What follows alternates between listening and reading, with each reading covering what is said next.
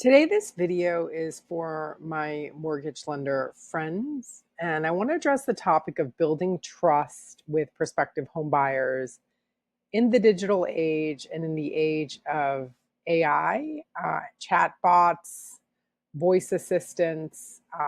It's really important that we connect with humans in a meaningful way, especially with the advent of technology and the expectations that we can still mediate and communicate with increasing technology. But how do we still build trust and put our personal brand and our story behind interacting with people? So I just want to talk about that a little because it is something we're trying to do here at LoanSense. And after speaking to many different lenders and loan officers on what they're doing to support their employees on this journey of technology and wanting, the mortgage industry, I feel like a lot is you go to a website and it's like a number is posted and you basically say, call me, or it's like, click here, apply now. And both methods are on the extreme end. One is expecting someone to just communicate by phone, another is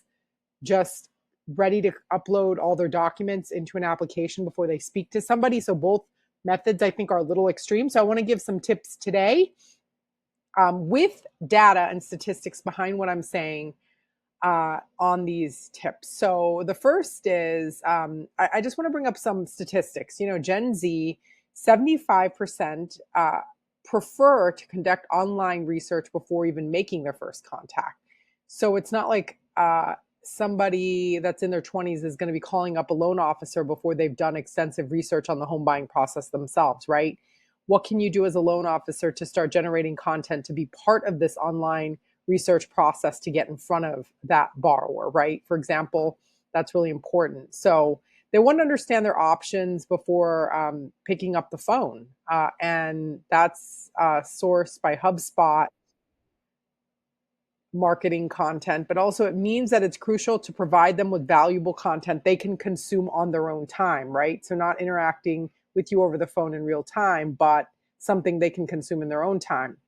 The second point is, how do we create lead magnets like checklists, ebooks, or even video lead magnets that are short, engaging, that introduces yourself, explain your story. I tell my story over and over. Why do I care about people accessing with student loan debt, accessing the first time buyer journey? Is because I was declined for my first mortgage, right? And I was told, come back after I pay down my student loan debt.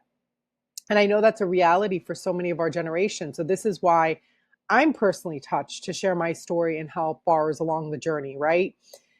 So I like to tell my story when I interact with people.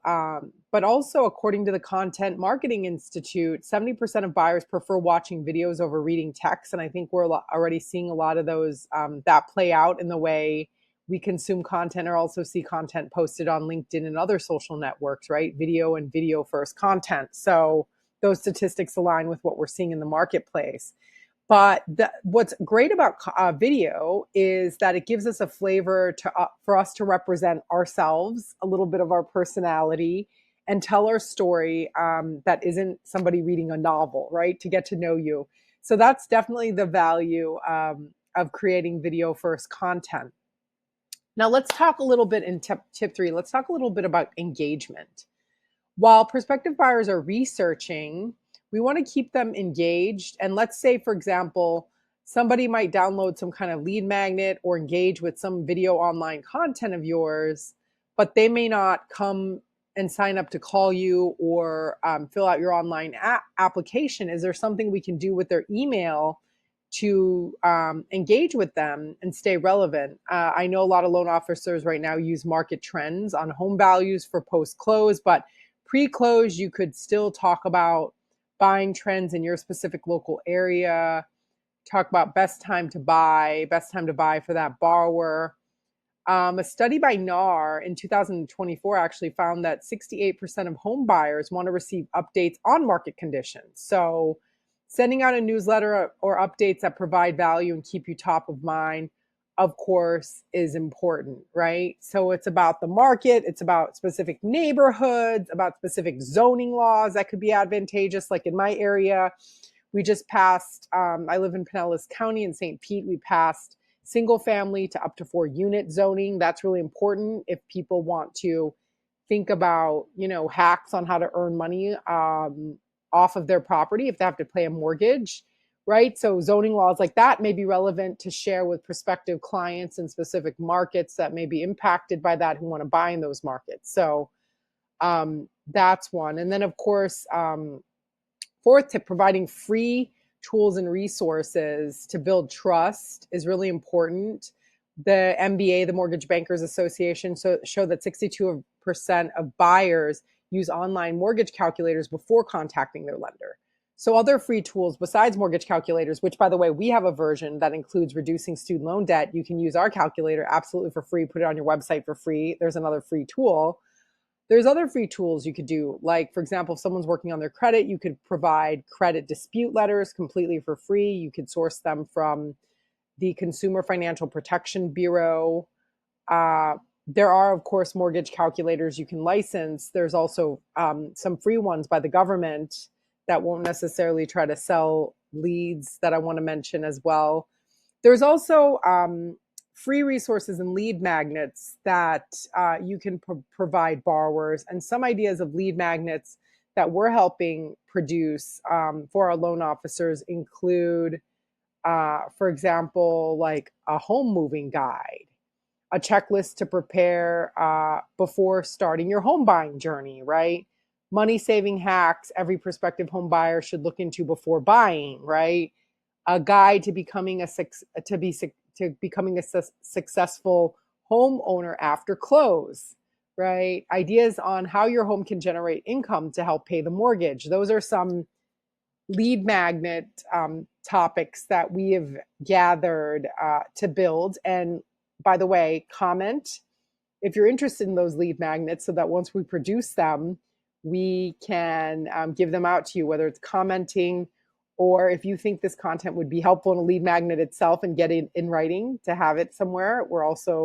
We could do that pretty easily. So comment there as well. So free resources, really important. There's also some free home buyer education resources that the GSEs put out. You can link to those as well. The idea is the more education and knowledge you can help your home buyer source, the more valuable you will be as a lender. And then lastly, I want to talk about hosting webinars, whether it's weekly or whether it's once a month or twice a month. A study by Forrester in 2013 revealed that 58% of buyers prefer live webinars relative to just video online home buyer education because because basically by having it live, the presenter can address home buyer questions in real time. And of course, you can invite your referral partners and their clients to join. And that's a great way to build relationships and bring resources to your referral network. It not only showcases your expertise, but allows you to interact with buyers, prospective buyers in real time, and they can hear your story. Once again, another format. You can come with some and of course we have PowerPoints to share with loan officers who have used our content. A really popular webinar topic we see is how much home can I afford? That's really popular. It's a very popular search on YouTube. How much home can I afford, right? And there'll be even videos, how much home can I afford with $80,000 salary? How much home can I afford with $100,000 salary? There'll be like breakdowns. And of course it's like, depends, we understand on HOA taxes, all those variables, but people still like those kind of topics that they could hone in and say, oh yeah, I earn $80,000. How much home can I afford, right? So that's always a great webinar topic of just straight up, how much home can I afford, especially in this market with interest rates, right?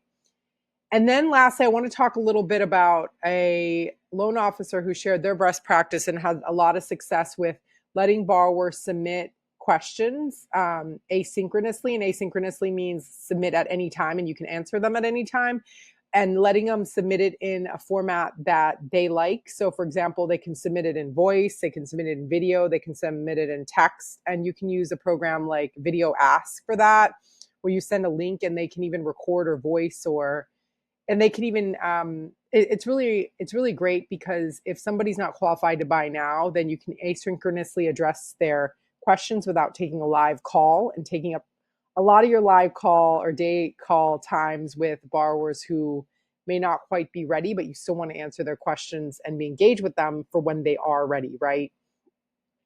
So these are my tips for this video, but building trust in the age of AI means being obviously transparent, accessible, proactive, leveraging a lot of online resources to help with research the way this generation feels most comfortable asynchronously when they want to do it, how they want to do it, but still focused on making meaningful connections through storytelling and setting yourself apart from the competition is really just being you and bringing your perspective. Of course, the more knowledgeable and the more we can help borrowers, the more value we bring to them. And of course, that brings value to you and your buyer as well, right?